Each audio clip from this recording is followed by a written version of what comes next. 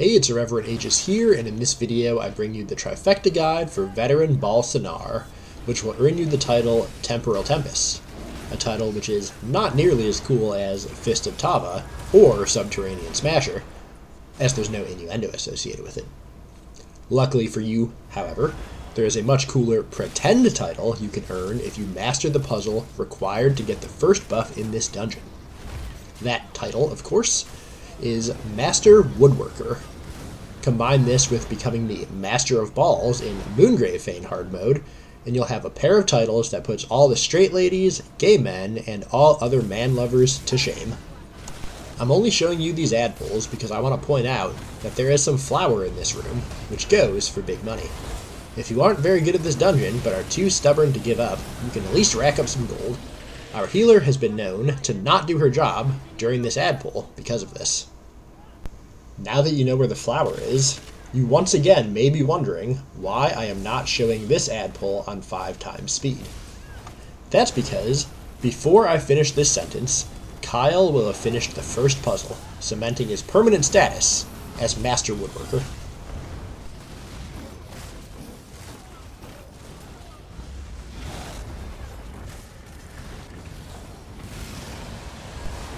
He even has time to come in and beam this last ad down.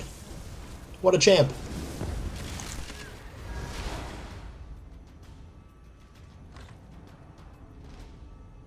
We are now coming up to our first hard mode boss, Kovan Giryon.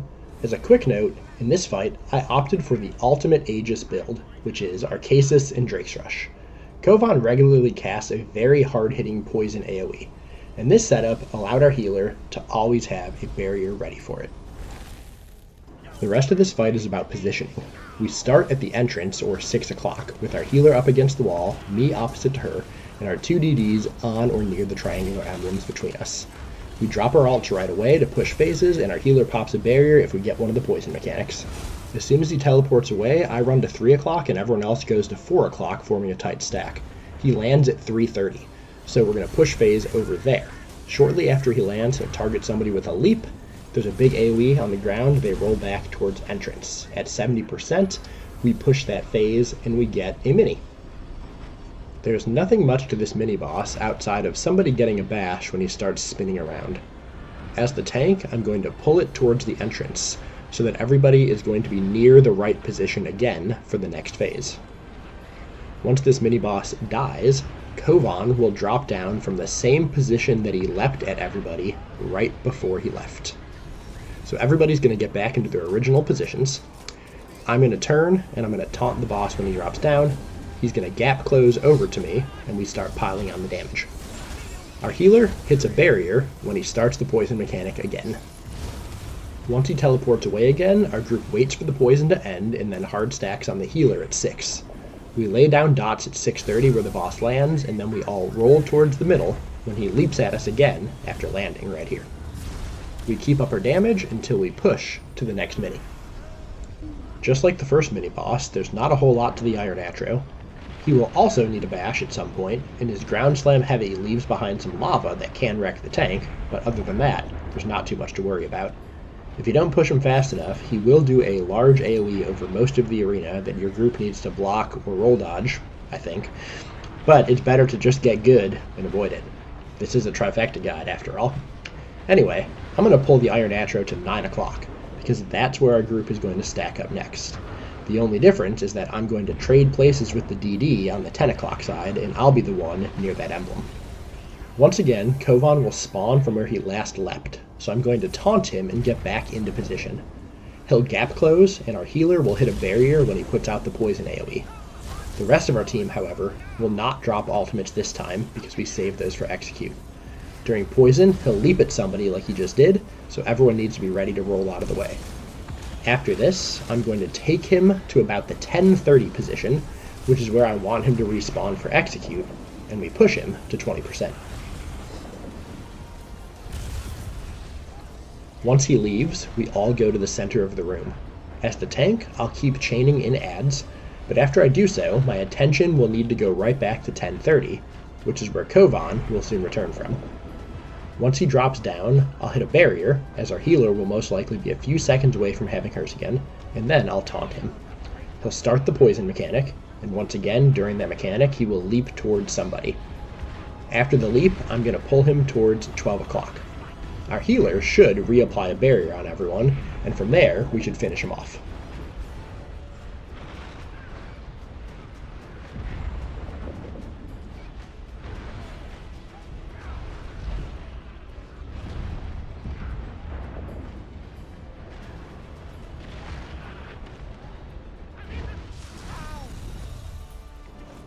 And now, for everyone's favorite part of my videos, the trash pulls. For these trash pulls, and the completely unnecessary side boss that we're going to 5-time speed through, we're going to play a little game. We're going to make an online dating profile for everyone's favorite ESO player, Kyle. So here's how it works. We need to fill out the following online dating app prompts for Kyle. So pick 1, 2, or all of the following prompts and leave a comment with what we want it to say. First, my cry in the car song is. Second, if loving this is wrong, I don't want to be right. And third, 2 facts and a lie. Obviously, these are all going to be lies, unless you're secretly Kyle's stalker, in which case I'll report you. But the ladies don't need to know they're all lies. Please specify which ones you want to be factual. We have arrived at boss 2. If you are one of those people who skipped the trash pulls and came right to this point in the video to learn mechanics, you are missing out. Never skip my trash pulls. For this fight, we're fighting a giant flea. Somehow that's really dangerous. I guess it's better than a tick. Anyway, I switched my build to go full damage here, so do whatever is dungeon tank meta at whatever time you go in here, and it should get the job done. Like every boss in this dungeon, this fight is a healer prog. As long as your healer has 2 high-functioning eyes and a great sense of direction, this should be a piece of cake. The most important mechanic in this fight is the orb phase. Roksa will periodically summon 4 orbs that need to be interrupted within 6 seconds, or they'll kill the player that they're tethered to. To help with this, and this is optional but highly recommended, the healer should run Propelling Shield, the morph of Siege Shield from the support skill line. When fully leveled, this increases the range of ranged abilities dramatically, allowing whoever is in the shield to interrupt with Crushing Shock from really, really far away. Propelling Shield can be dropped right in the center of the room to make hitting those orbs much easier. There's a soft lock on Roksa at 70%, so once you push past that, you will get your first of 2 darkness phases where Roksa completely disappears. There'll be 1 mid-sized Nixox and a bunch of small Nixoxes during this phase. Once you kill a certain number of these adds, the darkness phase will end. And when it ends, positioning is going to be important. The tank should be in the center of the room. If the giant orb in the sky is 12 o'clock, then the healer should be behind the tank at 6 o'clock. 1 DD should go stand between 12 and 4, and the other DD should stand between 8 and 12. This will give everyone the freedom to move around to avoid the AoEs that drop when the 3 giant beams are on the tank. To survive those beams, it helps if the tank has max resistances and any other passive damage mitigation active. A spammable shield or self-heals or both are nice too, but mostly, if the tank dies, it's convenient to just blame the healer. Duh. When the beam ends, Roksa will come back, and shortly after she'll start another orb phase. If you didn't get a second orb phase before pushing the 70% darkness phase, she'll start orbs right away. Then she'll leap to one side of the room, darkening the rest. The NPC Sarasail will put up a safe zone, and this is where your healer should activate Propelling Shield, making it safer for the interrupters to do their jobs without having to walk into the darkness. The tank in 1 DD should be right up on the boss during that phase, and then the healer and the other DD should join them as soon as the interrupts are done. This allows all of the extra adds to be taunted by the tank if everyone is up in the right position. The mid-sized Nixox, when it dies, seemingly respawns randomly, so if possible, it's actually best to single target Roksa and leave the big ad up, as it isn't really that big of a threat to the tank, but it is a threat to everyone else if it spawns and starts its heavy attack before the tank realizes it and can draw aggro. As you might have seen, we accidentally killed that ad early, which is why you could see me scanning the room during that phase instead of looking at Roksa. I was making sure it didn't respawn on top of one of my teammates. Anyway, at 40% you'll get the second darkness mechanic where Roksa leaves. This works exactly the same way as it did the first time. Everything with the beam after it ends is identical as well.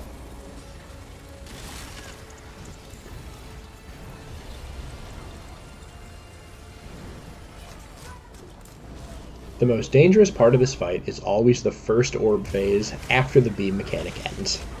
That's where the interrupters have to be on point. It's also a good idea to designate someone in the group as pointing out whenever a new orb mechanic starts, as it happens pretty frequently.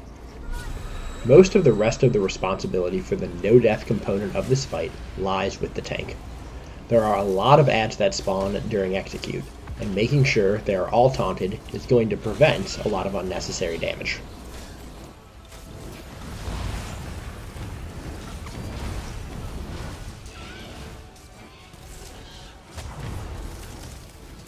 Here you'll see one last orb mechanic. Our healer is already ready to go with propelling shield in the middle of the room. Once again, when this phase ends, they get right back up to the boss, so everyone has an easy execute.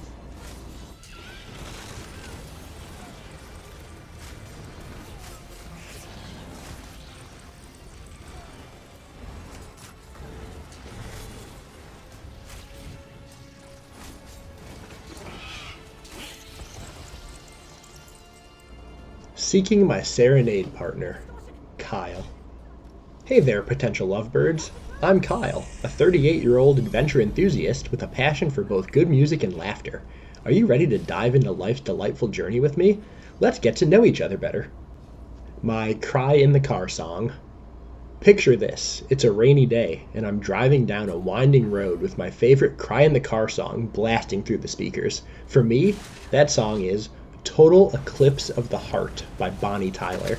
It's my go-to tune for embracing my inner dramatic rock star and letting it all out when life gets tough.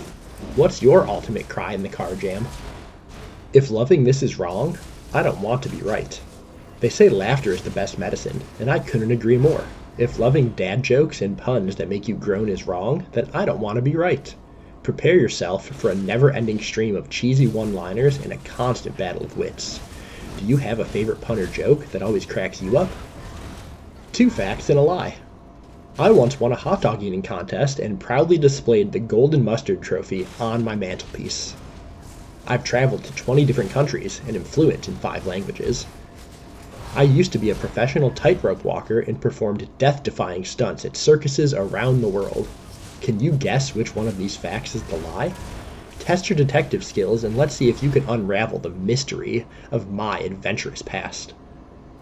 If you're someone who enjoys long drives with emotional power ballads, appreciates a good dad joke, and is up for the challenge of guessing my fib, then let's connect. Swipe right, and let's create some unforgettable moments together. We've arrived at the final boss. Not sure what we want more, to complete this trifecta, or to learn more about the fascinating man we just found in the Tamriel Furries dating app. But if you decide to fight the boss, make sure everyone puts on food that has no health bonuses. The most dangerous mechanic in this battle deals damage to each player based on a percentage of their maximum health. So if you have less health, it doesn't hurt as much, and it makes it so that the healer can heal each player back up to full after each tick, which is very important. If you have more health, you're far more likely to die. So switch your food and make sure you have no CP slottables into health. You can see here that I only have 32,000 health, and our healer and our 2 DDs all have less than 19,000 health, and that actually makes the fight way easier. The most dangerous add in this fight is the Skeever. They spawn at regular intervals and target someone other than the tank, and you'll see a cookie over the person's head if they get targeted. If that person gets hit, all of their skills cost significantly more resources, which is a death sentence for the team if the healer gets hit by it during the poison mechanic. Skeevers cannot be taunted, but they can be crowd controlled very effectively. If someone gets the cookie, they should call it out immediately so all the DDs know to target it. At 75% and 40%, the boss moves to the center of the room and fills the whole room with poison. This is the percentage-based damaging mechanic. Multiple Skeevers spawn during this phase. We had a DD drop Caltrops in the center of the room, not only to provide breach, but also to provide a snare. If anybody was targeted, they only needed to move to the opposite side of the Caltrops to maximize their time away from the Skeever. In addition, 4 adds called Period's Blessed spawn during this phase. They should be chained in ASAP by the tank. A freeze time synergy also appears during this phase. This should be hit only on the tank's callout. You want to have at least 3 Period's Blessed chained in first. The synergy freezes all the adds, but more importantly, the Period's Blessed are invulnerable except for when the synergy is active. When the poison mechanic is over, the freeze time synergy can be hit by anybody whenever it appears. This will enable DDs to clean up any remaining periods blessed or any other adds that are up. A few other things to note that can one-shot DDs and healers. The boss randomly charges across the room. Anybody in the way gets trampled. The tank can call this out so people know to block or roll dodge. The boss also does a staff ground slam that puts an AoE under everyone's feet, then explodes. People can walk out of this, but it's less dangerous to roll dodge it. The tank can also give a call out for this. Just after 65%, a new ad called Periite's Glory will also start being summoned. It's a green blob. The boss will put an AoE on the ground and then throw something at it. As soon as this happens, the tank should range taunt the blob. If it isn't picked up right away, it will probably kill somebody. It is possible to skip the 45% poison mechanic, but our attempts to do so consistently prove challenging, so it probably isn't something you should count on. It seems to involve timing your burst damage during her poison vomit mechanic to push past a certain percentage. But again, it wasn't super reliable for us, and I'm not even sure if that's what caused it. During this mechanic, we normally just let our healer do all the healing work, but for the trifecta, I ran a backup barrier just in case, and one of our DDs ran a gibbering shelter. For non-trifecta runs, we just went full damage, and our healer just dropped trees. Without the health buffs, you don't really need more than that. A couple additional things for the tank to know. The poison vomit conal is obviously something you should point away from the group. It doesn't even hurt as long as you block through it.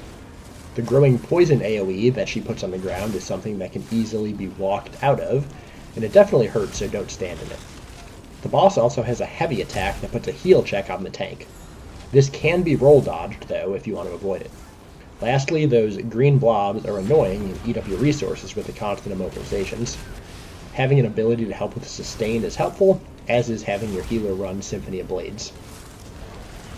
Mostly, the most important things for the tank to do is to keep aggro and chain in all the Periites blessed, aggro the blob immediately, and make callouts for all the one-shots. If you can do that, you'll be able to control this fight very well and keep your group alive. There really isn't an execute phase in this fight. After the second poison mechanic, there isn't really anything new, so with the exception of skeevers, at around 15 to 20%, DDs can just fully commit to killing the boss. If you liked this video and want to see more amazing tanking content, please hit the subscribe button and give me a like. And of course, don't forget to leave a comment for what you'd like to see in Kyle's online dating profile. Enjoy the rest of the fight.